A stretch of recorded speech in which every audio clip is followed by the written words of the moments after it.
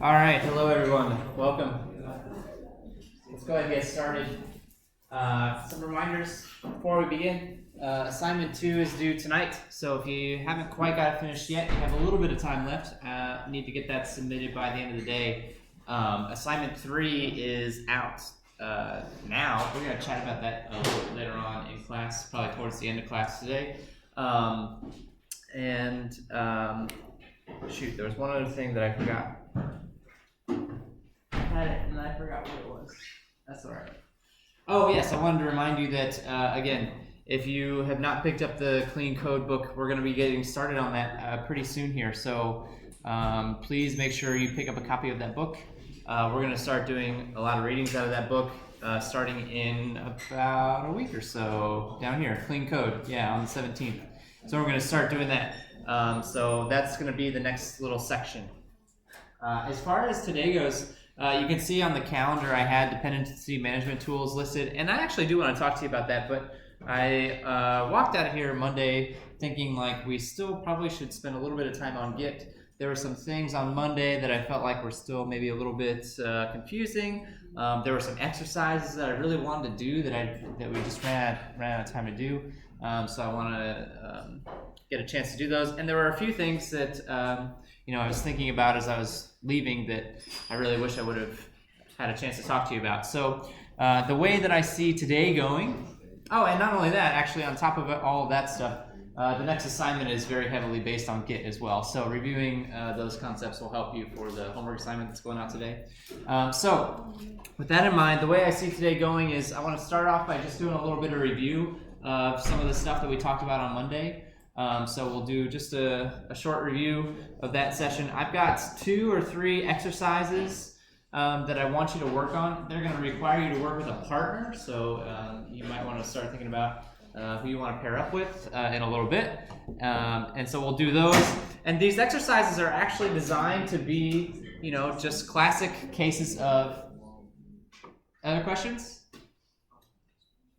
Classic cases of how Git is intended to be used and the expected usage patterns for how to use Git repositories. So I want you to get some practice doing that. I want you to get used to that kind of workflow.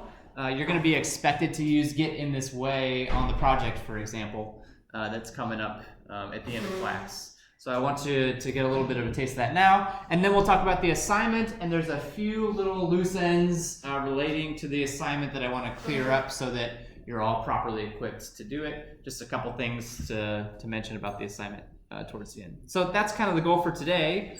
Let's go ahead and start by chatting a little bit about Git. So on Monday, I introduced you to Git. Actually, you've probably seen Git before you got here on Monday, most of you, if not all of you. And let's start with some of the basics, right? Git, I mentioned, was a decentralized repository. What does that mean when I say that Git is a decentralized repository? Actually, this is somewhat of a complicated first question to throw out at you, as a matter of fact. What do I mean when I say Git is decentralized? Yeah.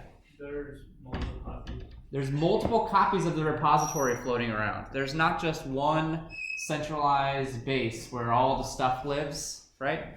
There are multiple copies of the repository floating around. That's the basic high-level effect of Git being decentralized.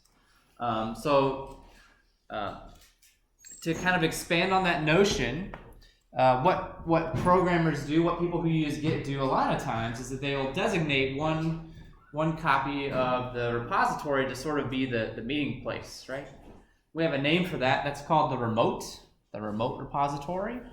And that remote repository is usually going to live online on one of the many sites available for hosting Git repositories. The one that we are going to use is GitHub. Probably the most popular one is GitHub. So if you're looking at repositories on GitHub, you're looking at remote repositories.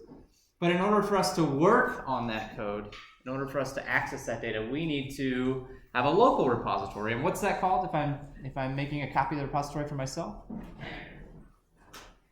Cloning. I'm cloning the repository. I'm making a copy of it on my computer so that I can run the code, edit the code, add new stuff, whatever the case may be. Okay? So that's kind of the basics of the structure of the repository itself. Now that we've talked about the fact that there are local repositories and remote repositories, it's important to understand how we communicate between those repositories, right? So if I want to take information from my local repository and send it up to the remote repository, what's that called? That's a push. And then the opposite, taking stuff from the remote and bringing it to my computer, is called a pull. And so this is already a good point to start talking about common workflow for Git. If I'm coming into work for the day, or whenever I start sitting down to work on this project, the first thing that I'm going to want to do is pull. I'm going to want to make sure that I always have the most recent changes. I'm going to want to pull the most up-to-date stuff from the remote, so that as I'm working, I know with a relative degree of confidence that I'm not duplicating somebody else's stuff, or I'm not working on a program that's out of date. So step one is pull. Step two is make the changes that I want to make. And then there's actually another couple steps in between making the changes I want to make and pushing. What comes in between?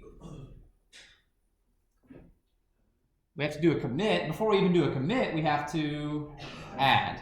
We have to add all of the changes. We have to add all of the files that have been changed that we want to keep packaged together. We have to commit those changes. And a commit and a push are two separate things. This is a common point of confusion. It confused me for a very long time. A commit and a push are two separate things. A commit is like a save. It's like a local save on my local version of the repository. A push actually takes my commit and sends it to the remote. So a push is a communication. Push is taking information, sending it from point A to point B. A commit is just saving, essentially. Making a mark on the timeline of history that you did this stuff, right? Quite literally history. Yeah. Awesome. Any questions about that basic push-pull? I'm sure you've seen that. If you've ever used Git at all, those are kind of the basics, first things that people usually see. Any questions about that before we move on to some of the more complex topics that we touched on? So then I think the next most important thing for us to talk about is branching. So what is a branch? If you had to, you're walking down the street, right? Some guy walks up to you. Happens to me all the time, says, "What's a branch?" Your answer is, "Get the hell away from me, you weirdo." Or if you actually want to help him out, you would say, what? What's a branch? Anybody? Kind of a copy of the master thing? I'm sorry? Is it a copy, kind of a copy? A copy. Yeah, so that's a good first step in describing. Yeah. It's like a subsection of the master where you can make changes and have it not pushed up. So it's tricky to define branches in terms of master, because master actually is a branch, right? Master itself is a branch. You've actually been using branches all along, whether you've been fully aware of that fact or not. So I'm trying to think of a more general definition of what a branch actually is. It's a tricky concept. It's very abstract. I'm not surprised. I fully sympathize if you are, sitting there struggling with how to reconcile this in your brain. Yeah. It's like a different timeline. It is. It's quite literally a different timeline. I have two different histories, right? Two totally different histories. They may have a shared history up until a certain point. So we share history up until a certain point, and then a branch is saying, all right, I'm literally going to make two different histories now. At the place where the branches separate from each other, right? The histories are the same up until that point, but then after that split point, the histories become different. I could have different versions of the files on this branch than I do on this branch. It is quite literally the science fiction alternate timeline scenario, right? I've got two different timelines, two different versions of the same stuff. Okay, are there any questions about that? It's an important concept, extremely, extremely important concept. And so the effects of that are that I can make changes to one branch without directly affecting the other branch, right? They are completely isolated from each other. The master branch has no idea what's going on in this branch. I can make all the changes that I want to on this branch, and the master branch remains unaffected. That's actually a plus. That's actually a great thing about branches. And part of the reason why you are encouraged to use them so much is because the basic workflow of Git says, anytime I'm making changes to my program, I'm going to make a new branch. I'm going to make a new branch for it. I'm going to put all of my new work in that new branch so that all of the work that I've done up until that point, all of the time and energy that I've spent getting this program to work the way that I want, is not going to be affected by all of the weird, crazy stuff that I'm doing in this branch over here, right? That isolation is very, very, very important. So how do I create a branch? Now we can actually start typing in some commands. I'm going to go to my 237 repo. Don't feel like you have to follow along, although you're certainly welcome to follow along with me if you want to. How do I make a branch? So there's a command called checkout, which checkout is used for many things, but one of the things that it can be used for is for making branches. In order for me to make a branch, I have to do a -b for branch, and then the name of the branch. So today is Wednesday. I'll make a Wednesday branch. Yeah, it's Wednesday. So it made a new branch called Wednesday. And right now, right, at this moment in time, the Wednesday branch and the master branch are identical. They have just split off, right? We're at that point, so the history was the same, and we're just at that point where they start to diverge off. But now, any commits that I make to this Wednesday branch will not appear on the master branch, unless at some point later in time I tell them to, which is something that we'll talk about in just a little bit. So I can look at, hello.txt. I can make changes here. We did this on Monday, right? This is review. Here is a Wednesday update. Whoops. Here's a Wednesday update. And I can commit. What did I do wrong? I did something wrong. Somebody yell at me. Like you have to add first? I have to add first. Thank you. Add it. How do I know if I've got all the right stuff that I want when I'm getting ready to commit? Get status. Yeah, get status. Changes to be committed. There we go. Changes to be committed. All right.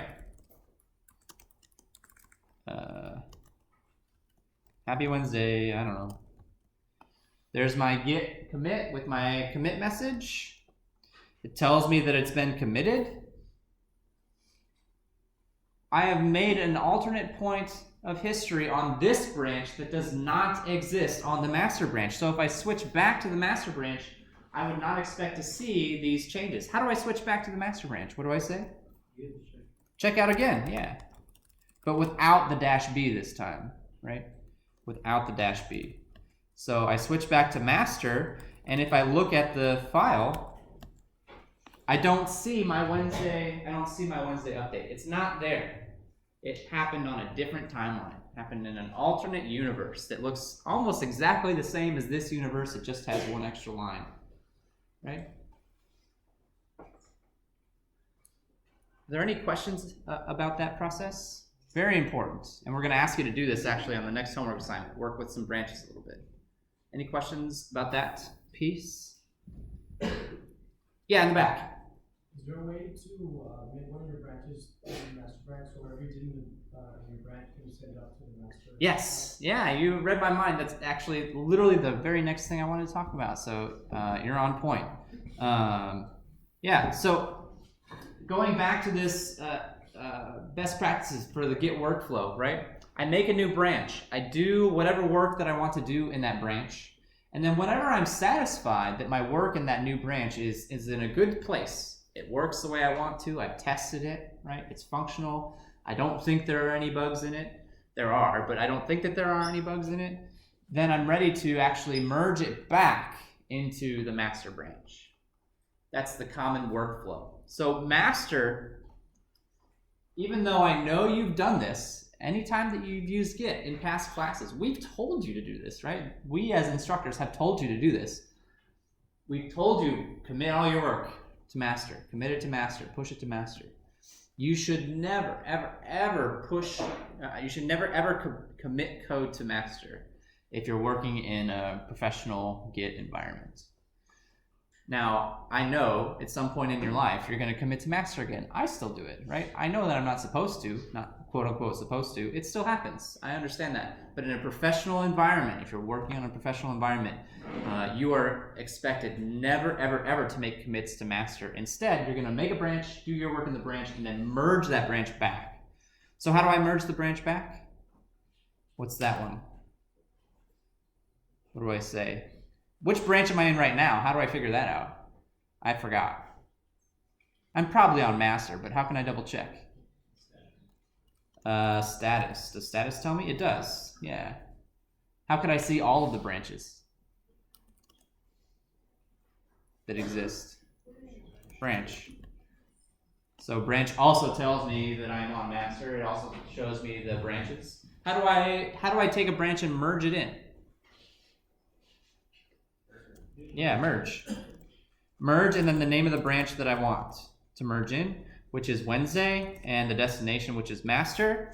And now we're taking those two separate timelines and we're making them the same again. We have made these two timelines now be the same timeline again. Right? Yes? Does your Wednesday branch still exist? It does. Actually, it does. It does still exist, yeah. And think about why that might be the case. Maybe I've got a laundry list of things to do and I've finished 2 of them, but I've still got 5 more to do, right? So I can merge the 2 that I finished and keep working on the other 5. Actually, some people would say you shouldn't do that. Some people would say once you've finished your task, the branch has outlived its usefulness. In other words, under certain practices, the number of branches that you would expect to see in a repository is very high. Like, we're talking dozens, or for a very large project, hundreds of branches, right? Very, very, very high numbers of branches. Other people take a bit more of a monolithic approach where they'll have a few branches that do a lot of stuff. And so there's pros and cons to both. We'll actually talk about that a little bit later on, but the point still stands that you should do your work in a branch and merge it back in later. Yeah. So is there a way to go back if you have accidentally kind of merged? If you've accidentally merged, can you unmerge? You can actually undo stuff. That was on my list to chat with you about a little bit later on today. But since you asked the question, we can talk about it now.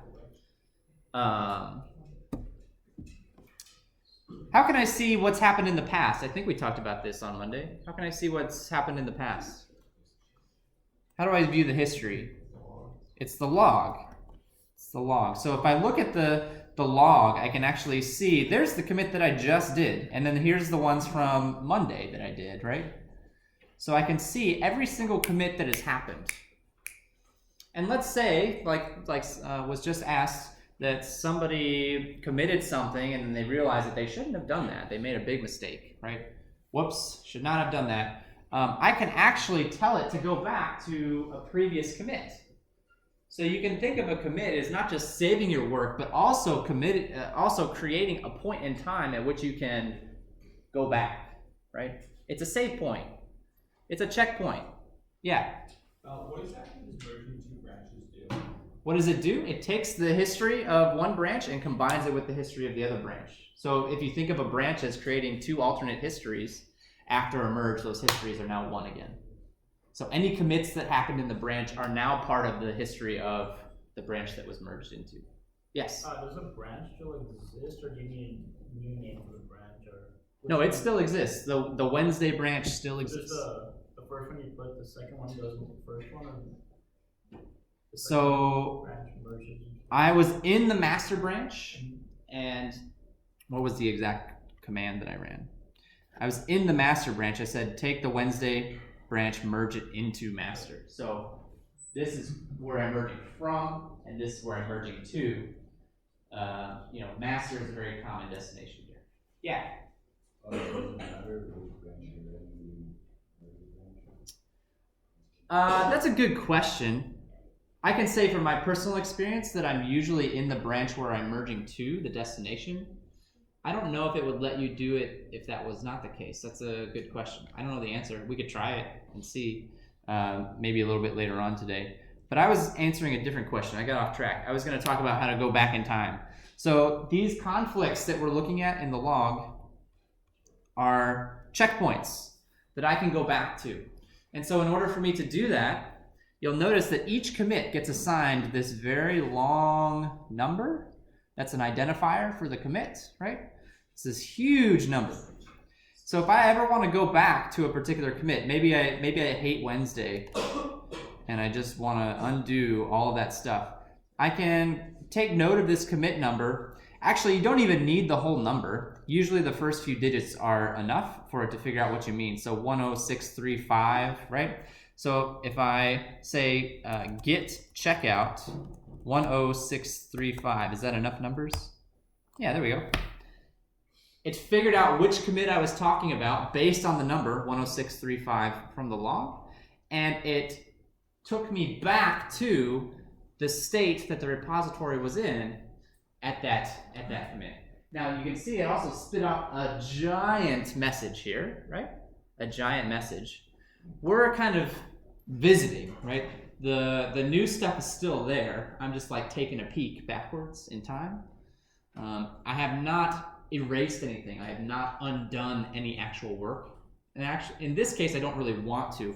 But there are ways where you can see here, right? You can take this revision and check it out into a new branch if you want to, and do additional work based on a past version. So if you need to go back in time and fix a mistake, this can be a way to accomplish that fact.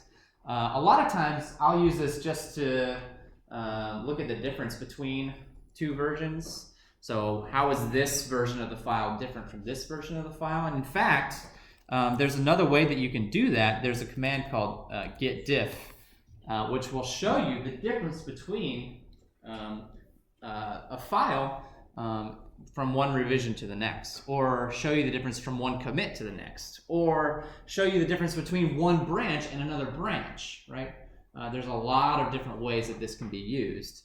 But for starters, actually, before I show you git diff, I should probably get us back to the present. We're looking at the past right now. We're looking behind us. We're at a checkpoint. I can prove that to you by looking at the file, and it doesn't say my Wednesday update is gone, right? We're looking at the past.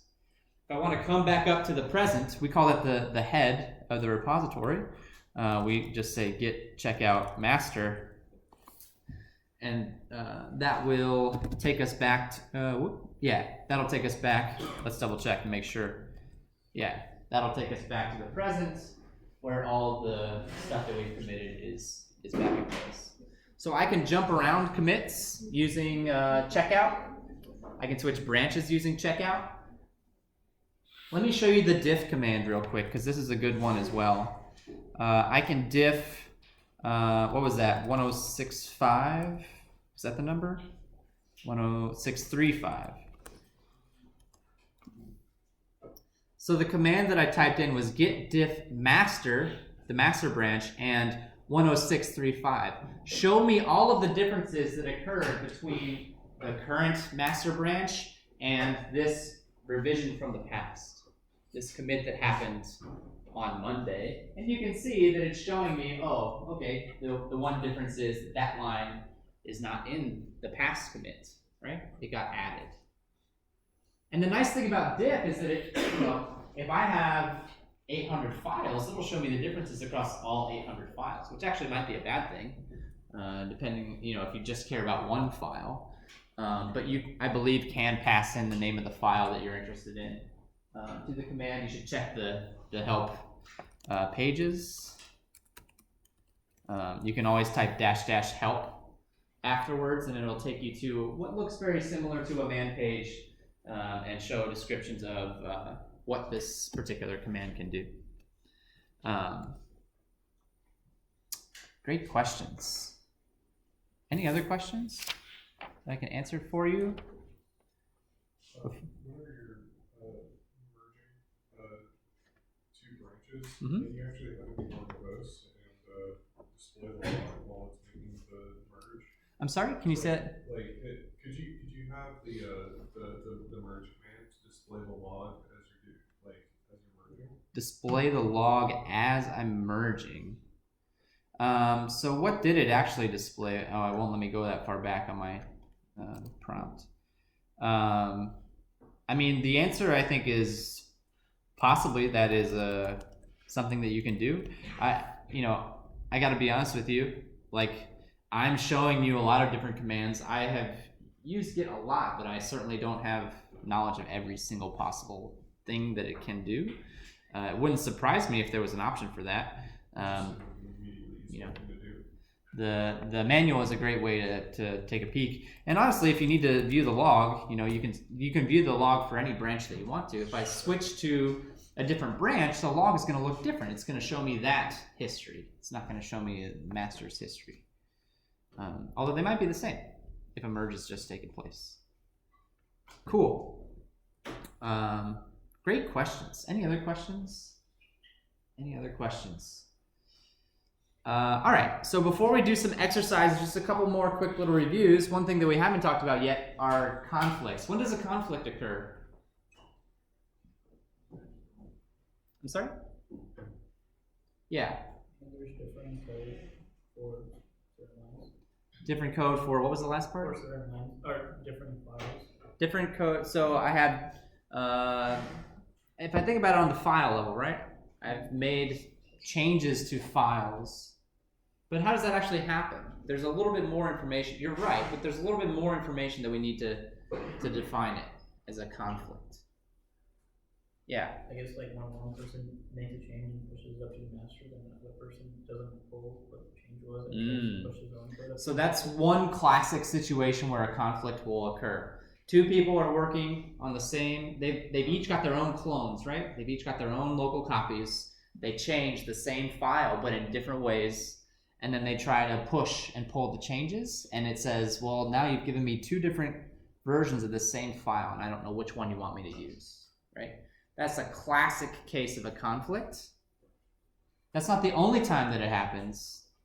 It can also happen when we're merging, because again, remember that merging creates different versions of the same files as well. So if I change a file in this branch and I change a file in this branch, when I go back to merge them together, that's going to cause a conflict. It's not going to know which one I want to keep. So this idea of a conflict really depends on the fact that there's either two branches involved or there's two clones involved, right? One of those two things has to be the case. There has to be two clones involved at least, or there have to be two branches involved for a conflict to occur. And then two people, or honestly, it could be the same person, I'm sure it's happened, have to make changes to the same file in a different way. When that happens, what do? Start running around screaming, pulling our hair out? Jump out the window? That's what some people want to do. It's not that bad. I tried to make a case on Monday that it wasn't that bad. I'm going to make that same case again today. Conflicts are not that bad. They're going to happen. What do? How do we fix it? How do we fix a conflict? Step one, open the file. What am I going to see in the file? It'll show me both versions. It'll show me both versions of the content.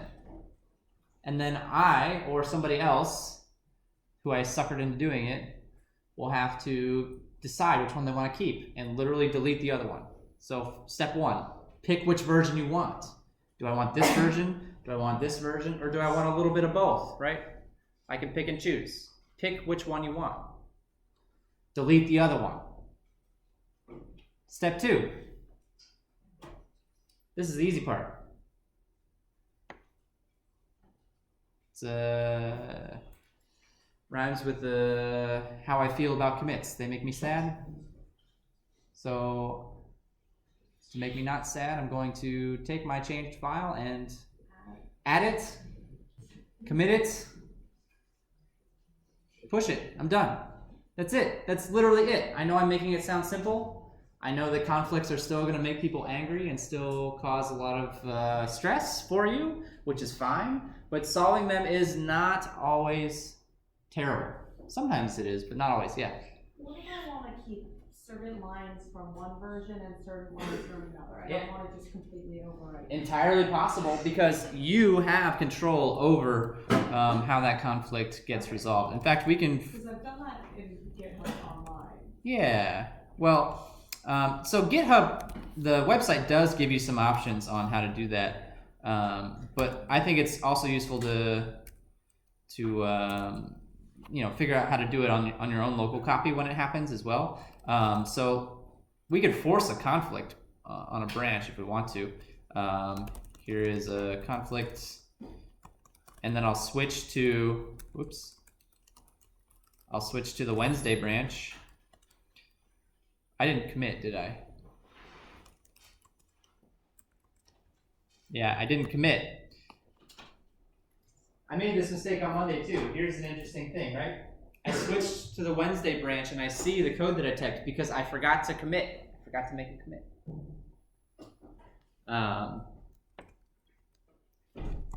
Remember that it's the commits that are different between the branches. So let me switch back to master. All right. Forgot to commit. Conflict side 1. Okay. Now let's check out Wednesday. Is it gonna work? Yeah, there we go. Here is okay. Doesn't matter what I actually type. I'm gonna commit this as well. Git add hello. Git commit conflict side 2. All right. So what have I done? I've changed the hello file on the master branch. I've changed the hello file on the Wednesday branch. If I go try to merge those branches together, there's going to be a conflict. So let's check out the master branch and then merge the Wednesday branch into it. And there is our conflict. This is the part where people's blood pressure starts to go up a little bit.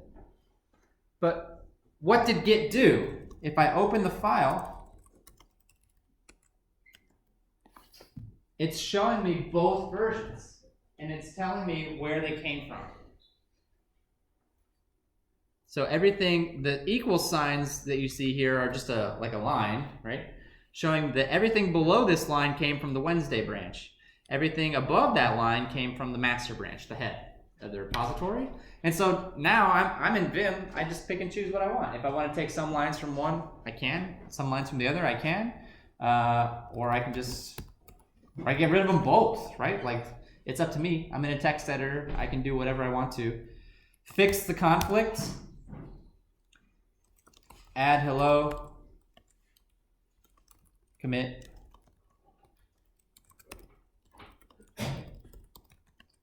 And the conflict is now taken care of. It's all good. Okay.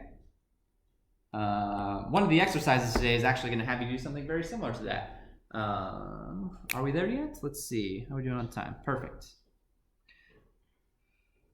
Cool. I think we actually are ready to do some exercise, but let me pause and see if there's any final questions before I turn you all loose on some exercises. Yes? Would you ever have to push to a non-master? Potentially, it can happen. We talked about forks and upstreams on Monday.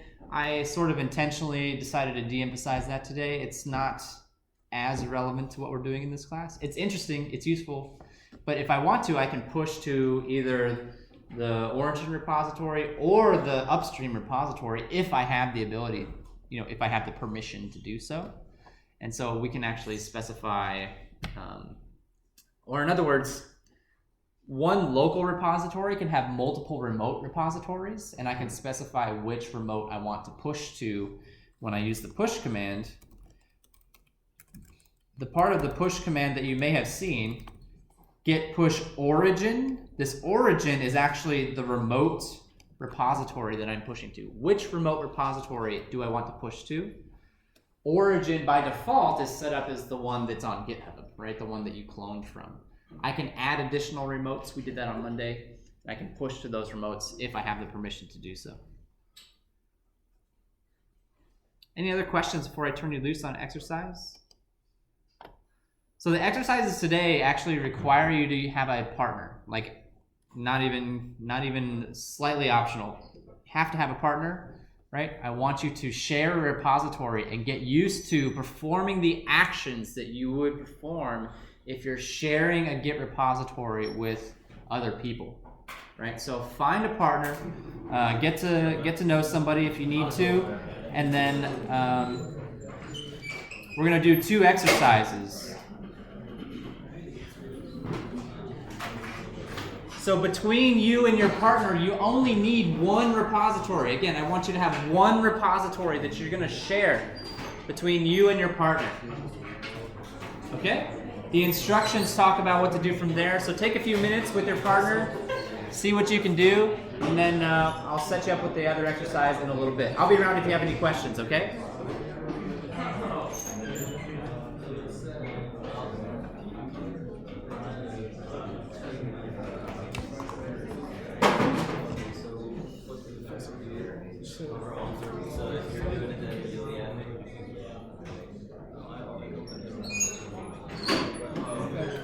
Like so many times when I did the assignment, it was just right. Each day I was like looking at the rubric.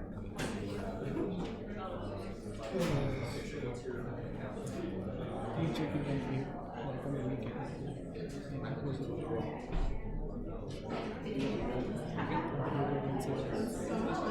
password. Okay. It's actually fine. Okay. I did. And now when I do this, it says that there is a wrong password. I don't know what to tell you. The permissions on this file indicate that you are the owner of it and that you are the only one that has write permission on that file. I literally could not change that file if I wanted to. So and nobody else could either, the way that the permissions are set. So I mean, I believe you when you say that you didn't do it, but the permissions are telling me that nobody else had the ability to, except for you. Like, literally no one else could have done it, based on the way the permissions are set. But even though, like, if I create a password KT, I did put in, like, the 2 lines of code. Okay. If you want to re-rate request, then put up the post on Piazza. That's the best way to request it. I'm not going to do it right now. In fact, right now I much prefer to focus on that. I understand, but right now we've got an exercise. I'd much rather focus on that. Okay.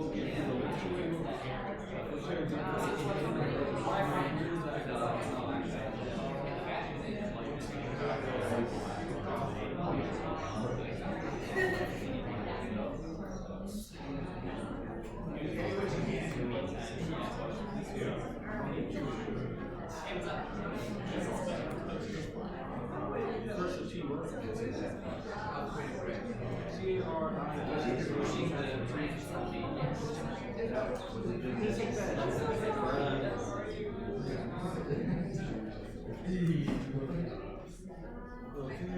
add it, let me know when you're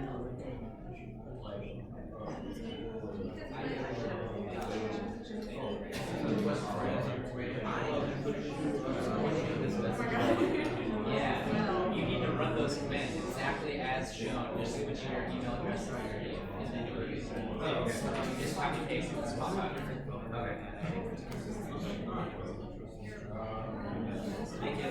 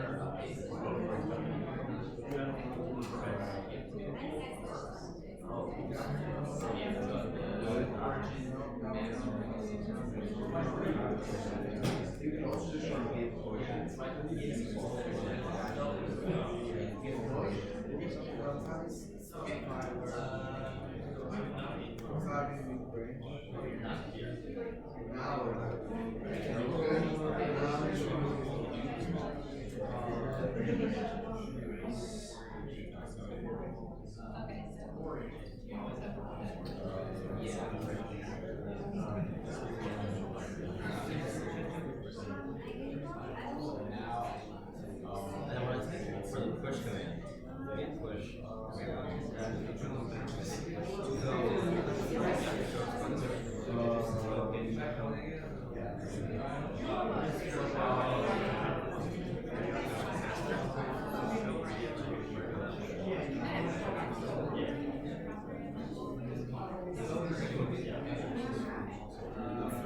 If I push it right now, that means that.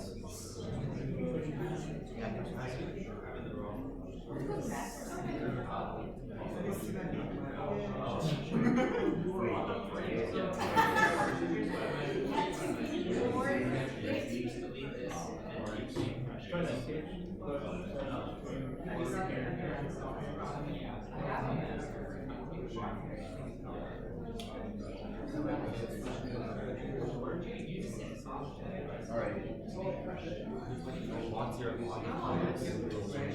is weird because I thought I know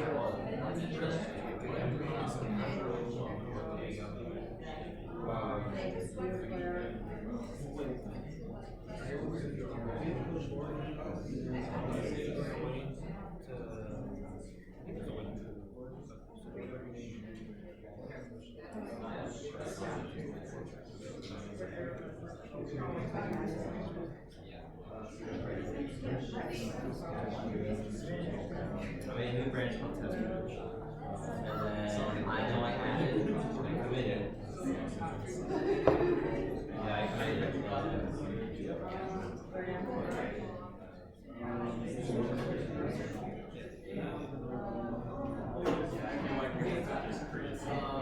You are supposed to.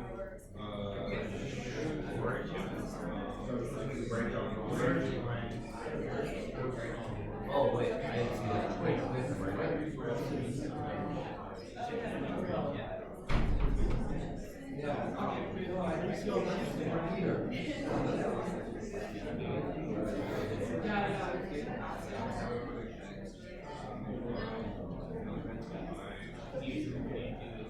This project is the remote network that you do not have to hold. That means that maybe there's.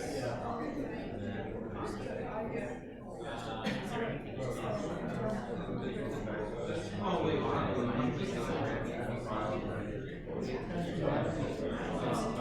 that's mine.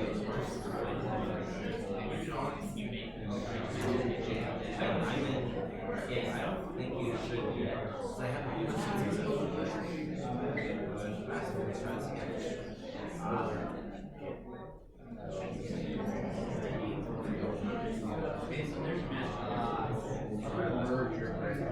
I'm thinking from what he said.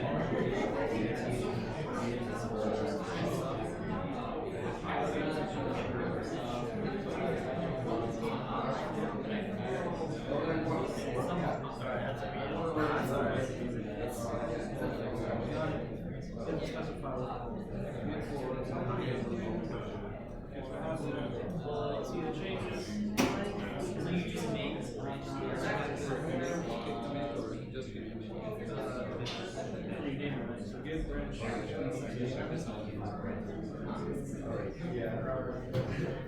What's up? We're having can you make a new branch? You first push it to the branch. You commit to the branch. So you just say git push, and then the origin is always going to be git branch. Oh, the name of the branch you're pushing. Yeah, the branch you're pushing. We've been using master. You have to say master. You don't have to use master. So you can use it. I was intentionally vague on that part. Okay, so I think. Wait, does he have to pull before you're able to see my push? Yes. Okay. So you will pull the branch that he just pushed, and then you should see his section. You just do git pull and the branch. Yes. I think that should work. Why do you think the origin is?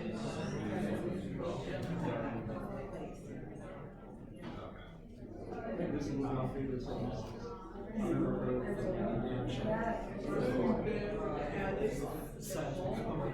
Yeah, okay.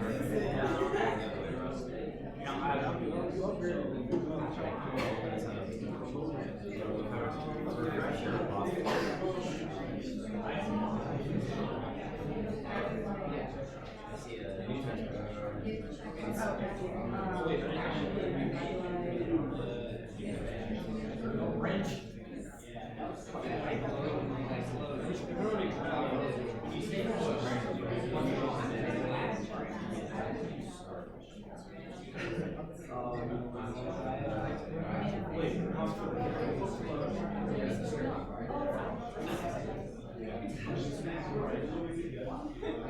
That's like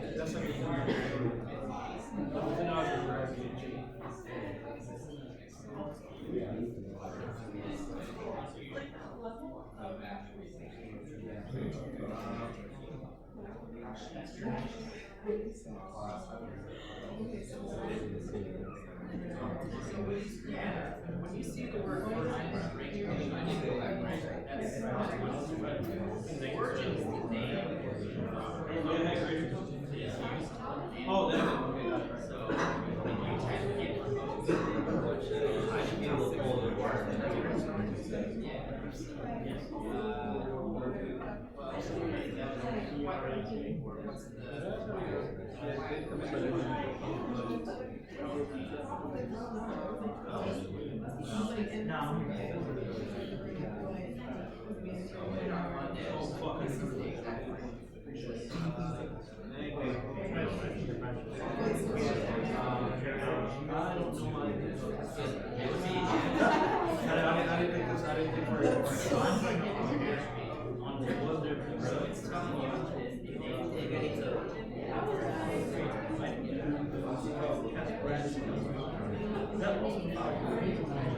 Next match takes about 5. I know I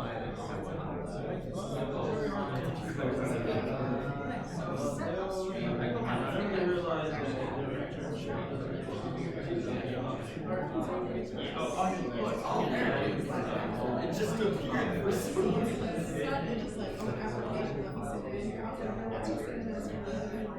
the same thing.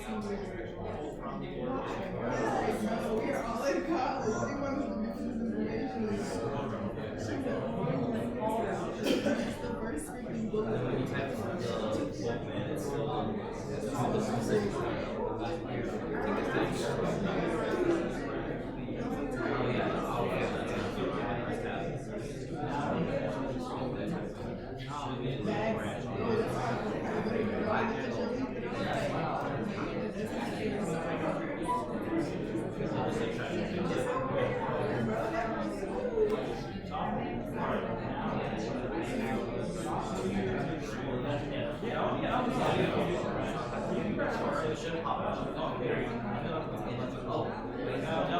Yes, okay.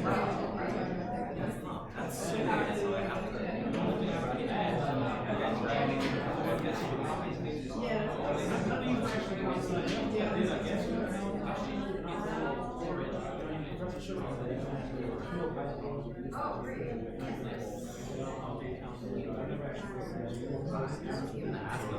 It's really weird that after you pull it, it doesn't show up on the list of changes.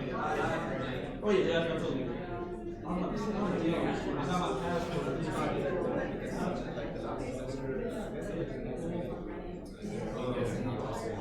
What's up? So everything works, but after I pulled the branch, so I did, and I did that, and I typed in get branch, it didn't show up. But then I typed checkout. Yeah, it takes a second. Yeah, I mean, that's well, that's just a get thing. Oh. Like that's just yeah. Okay. It was just a thing. That's normal.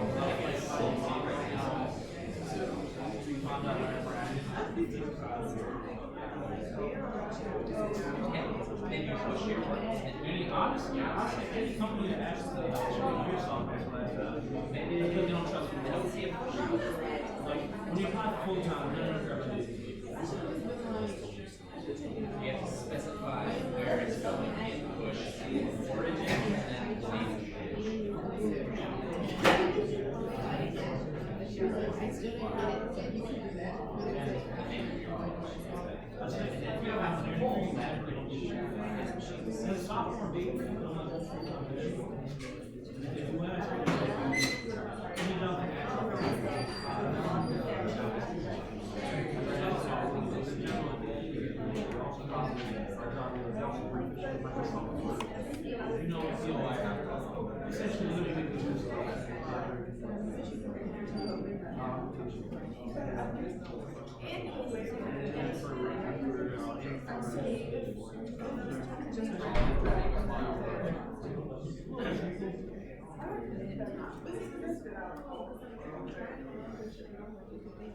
Okay.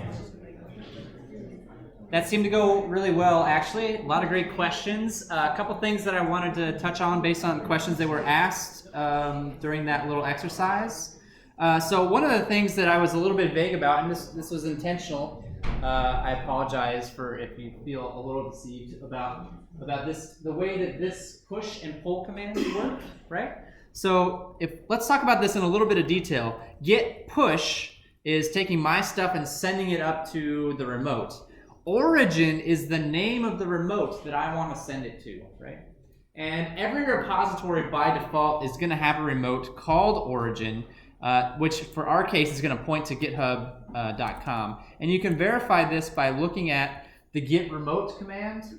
It will show you, this is quite literally saying that there's a remote called origin that is pointing to github.com.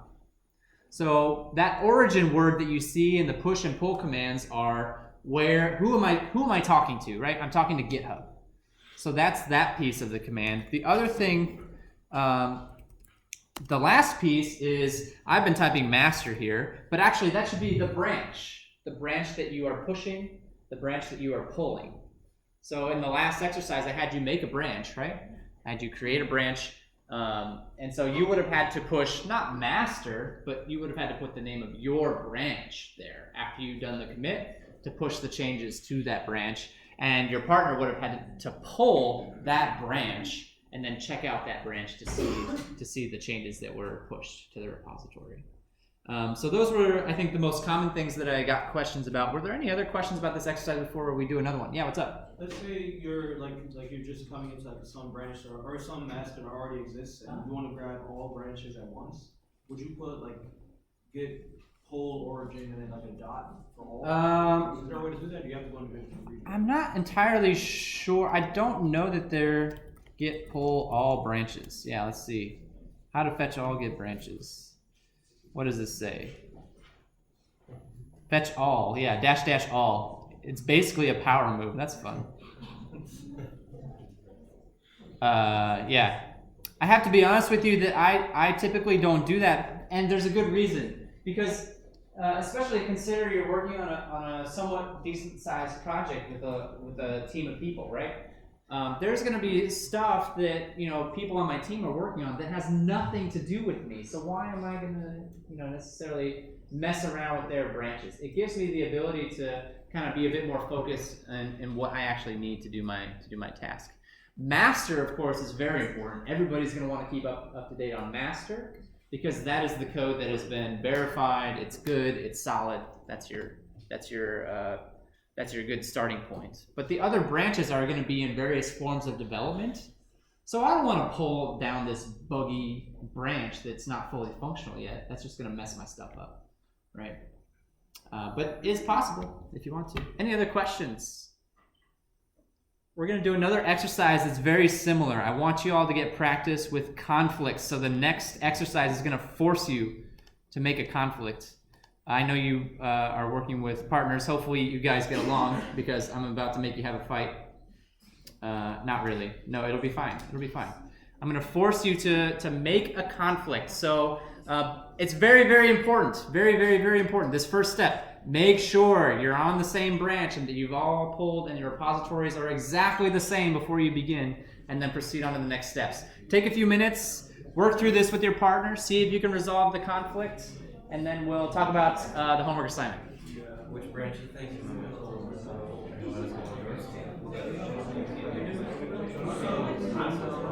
I'm just gonna make sure that this branch that I'm holding on right now,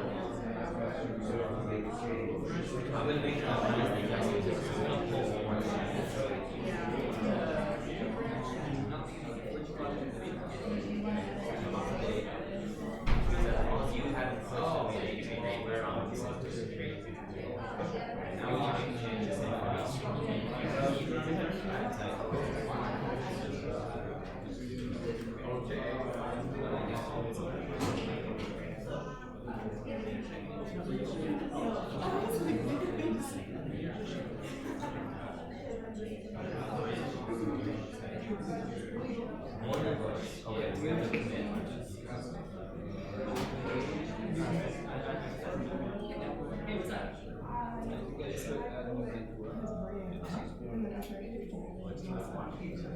You want to this is a little weirdness. If you check out a branch, you check out any branch.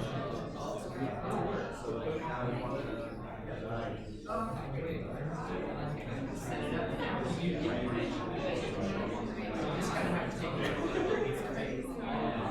You have to take it.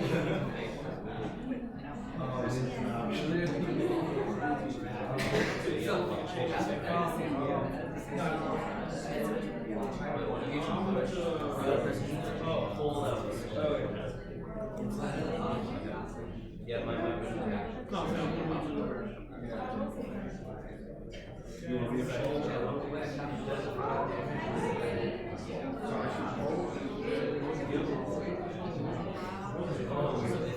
holds correct,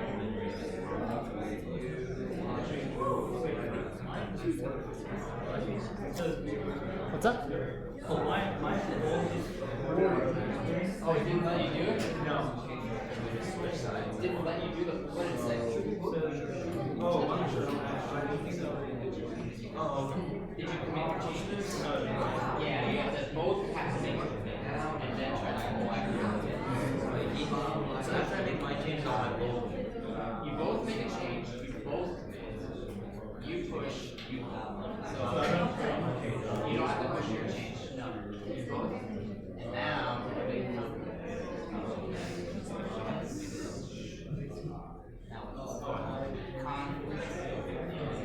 you both have to commit it. There's only one commitment.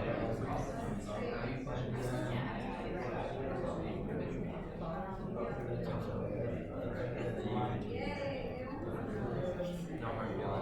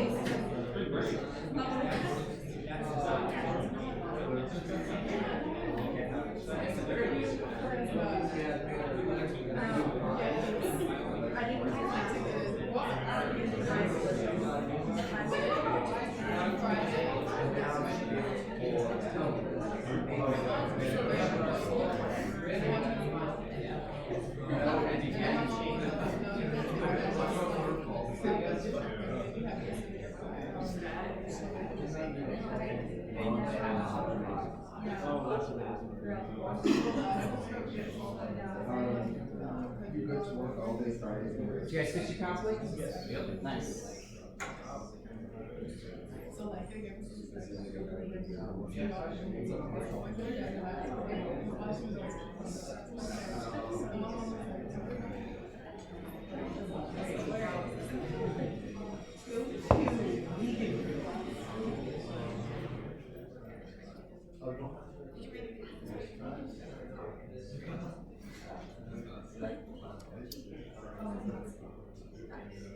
All right. I'm seeing a lot of people are finished or close to finish on this one. So I don't really have much to say about it other than what we've already done. But does anybody have any questions about conflict resolution or anything else that about this particular exercise before we move on to our next piece? Hopefully this has been a little bit of a confidence boost for you. I mean, I taught 131 last semester, and seeing a conflict in that class is like a death sentence for a lot of people, it seemed like, right? Hopefully you don't feel that way anymore. That's part of the goal. If you do this a couple times, it becomes less scary. You can build your confidence. You don't have to worry about conflicts so much. All right, let's see. Let's talk about how much time we got? 15 minutes? All right, let's talk about the homework assignment then for a bit and tie up a few loose ends to wrap up the day with the time that we've got left. So homework assignment 3, I believe, should be posted, and it's very heavily related to the stuff that we've been talking about with Git both this entire week, basically. So I know we kind of did this on the last assignment, but we're taking the idea of having a grader and stepping it up a notch. This time, the stuff that you're grading is in different Git repositories. So you will have to check out the repositories, right? Check the content of the repositories to see if it's correct or not, and then update the grade based on that information. So you are writing a bash script, just like you did for the last assignment, but there's going to be a lot of the Git commands in this bash script. A lot of Git commands in this bash script. That's the main focus. Not only that, but your work is going to go into a repository. So the first step says click this link to create a repository for your work. We're using GitHub Classroom, which is pretty common these days. I know if you just took 131, you're familiar with this. It's also used in some other classes. It's basically going to create a repository for you, and we expect you to use your repository in the way that we have talked about in class. We want you to create a branch for your work, right? Do all of your work in that branch and use the workflow that we have been talking about in class. We gave you some stuff to start out with, some files. There are a couple things that I wanted to chat with you about, just some loose ends to tie up that we didn't get time to talk about in previous classes. For starters, I told you exactly how we're going to run your script this time. So your script is going to be called grading.sh. We're going to redirect in this student keys file, but then there's this expected output file as well. And this is actually an argument. This is an argument, right? Just like if I were to cat hello.txt, right? Hello.txt is an argument, but we actually, I intended to cover arguments in the class about bash scripting. We just unfortunately ran out of time a little bit. So I wanted to talk about how to handle arguments in bash scripting right now. It's pretty simple. It's not going to be a complicated example. So let me go ahead and make a little tiny script called arguments.sh. And I have to start out with my directive for bin bash, of course. So there's two pieces of information that are useful to us when dealing with arguments. I want to know how many arguments there are, and then I want to know what the arguments are, right? So if I want to get the number for how many, there's a special variable that bash sets up for us on our behalf. It's a funny looking variable. So $, right, is your indication that there's a variable involved, and the name of the variable is pound or hash or whatever you want to call it. Let me zoom in on this a little bit. I'm at 48. Let me do, I don't know, make it a little bigger. So $pound is going to tell me how many arguments were typed in to this command. And then if I want to get the actual arguments, right? I'll use a similar format. $, followed by number 1 is going to get me the first argument. $, followed by number 2 is going to get me the second argument. $, by number 3 is going to give me the third argument, right? So let me show you an example of this in action. If I say arguments, what's happening with my thing here? Clear. Argument, oh my gosh, come on now. My window is being weird. All right, arguments, there we go. I can't type. And I type in my name, it tells me total arguments is 1, and the first argument was Doug, right? If I type in another name, Franklin, my cat, it tells me that there were 2 arguments, but I never used that second argument in the script. I only used the first one. So I still see the same greeting message. Okay, let's double back for a second and think about how that applies to you on homework 3. This is an argument. The name of this file is an argument. So the location where you find the expected output of the homework assignment is an argument that's going to be fed in to your program. Okay? And actually the script that I, have created right here, it's going to take care of basically all of your needs in terms of processing that argument. I do think that it's important to understand the difference between passing something in as an argument versus using redirection, using the arrow, the angle bracket, right? Angle bracket is going to take the contents of that file and feed it in, which we then have to use a command. How do I get the stuff out of the redirection? What command do I use? The read command is what lets me access that data, right? Which is similar to what you did on the first assignment. That part is going to be almost exactly the same. Question in the back, yeah. How do you get like options, right? -v, those are actually arguments. So you would treat those just like any other arguments, as a matter of fact. At least that's one way of doing it. And so a lot of times, if you look at a very complicated bash script, up here at the top, what you'll see is a whole bunch of just argument processing. It's seeing what values were taken, assigning variables, switching options based on what arguments were typed in. Yeah. In our case, we're keeping it very simple. 1 argument and some redirection. Any other questions about that before I talk about the other piece that you're going to need for this homework assignment? So the other thing that you're going to need for this homework assignment, this time we actually gave you some Java code. It's very, very simple. I think it's like a Caesar cipher or something along those lines. It's not complicated. But actually, you don't even need to know what the code is at all for the assignment. You just need to know how to compile and run the Java program, which we have talked about in the past, right? But I just wanted to take a moment to explain some issues that you might run into.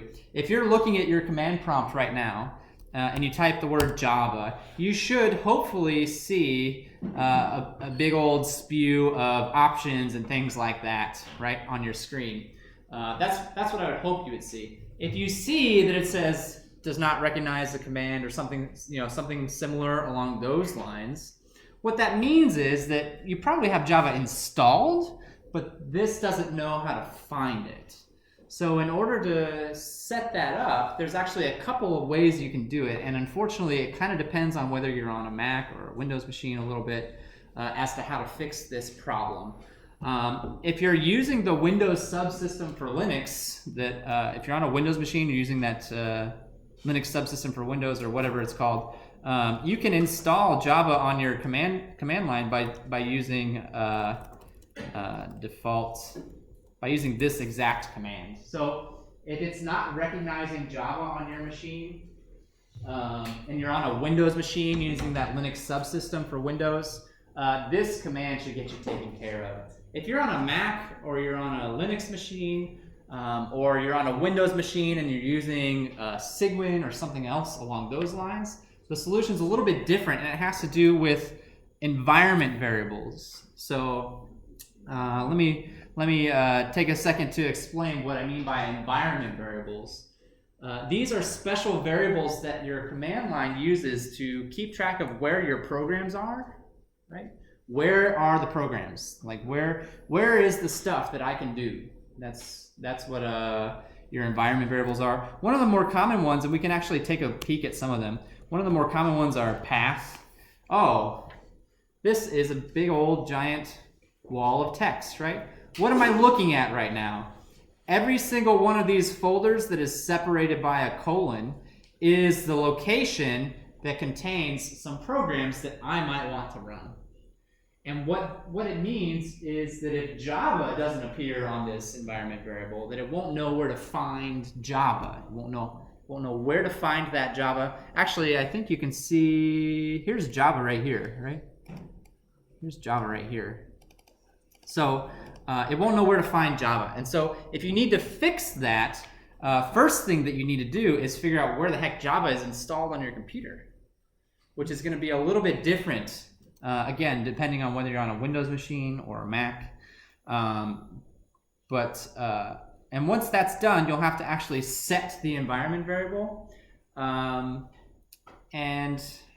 I could show you how to do that right now.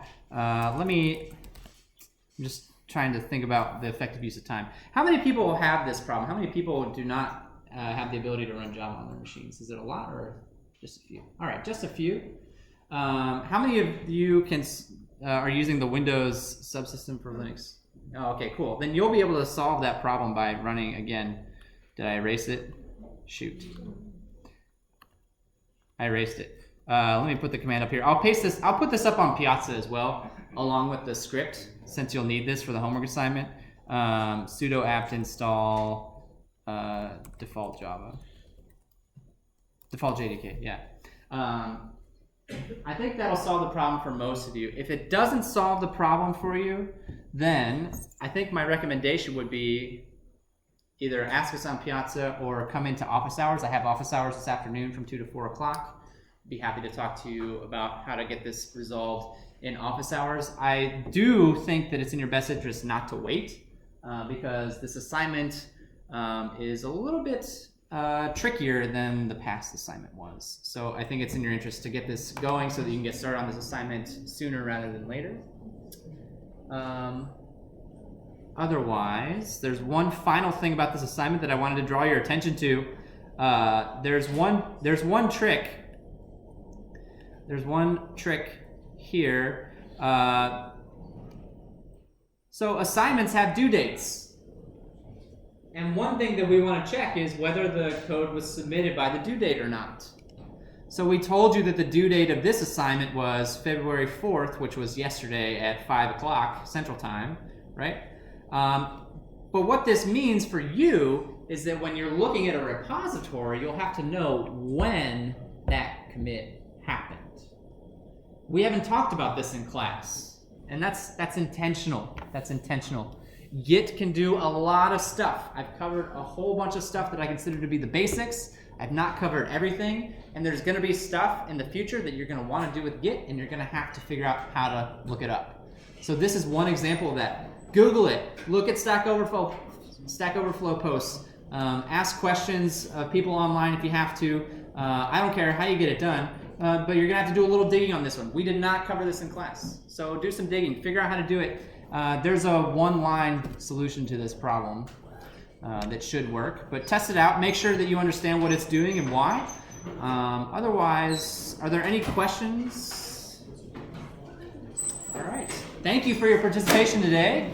Good luck on the assignment. Have a great weekend, and I'll see you next week.